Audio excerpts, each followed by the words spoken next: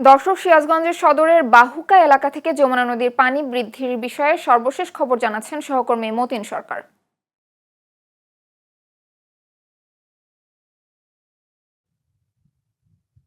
ধন্যবাদ জান্নাত। আপনি যেমনটা বলছিলেন, উজান থেকে নেমে আসা পাহাড়ি ঢালু টানা বৃষ্টিতে কিন্তু যমুনা নদীর পানি বৃদ্ধি পাচ্ছে। আমি এই মুহূর্তে দাঁড়িয়ে আছি যমুনা নদীর তীরে সিরাজগঞ্জ সদর উপজেলার বাহুকা এলাকায়। সিরাজগঞ্জ সদর গাজীপুর, চৌহালি, সিরাজগঞ্জ সদর এলাকায় কিন্তু পানি বাড়ার সাথে সাথে নদী ভাঙনও দেখা দিয়েছে।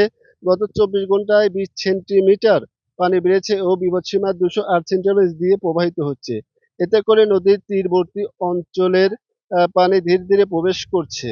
ইতিমধ্যে কিন্তু পানি উন্নয়ন বোর্ড ভাঙন রোধে কাজ করছেন। জিও ব্যাগ ফেলা হচ্ছে, আপনারা দেখতে পাচ্ছেন এখানে কিন্তু জিও ব্যাগও ফেলা হচ্ছে। পানি উন্নয়ন বোর্ড জানিয়েছেন এখন পর্যন্ত কিন্তু আহ, তারা যতটুকু ভাঙন দেখা দিয়েছে সেটা কিন্তু তারা জিওবাগ ফেলে এটা প্রতিরোধ করছে এবং বড় ধরনের বন্যার কোনো আশঙ্কা নেই। আমার কাছ থেকে সর্বশেষ জান্নাত।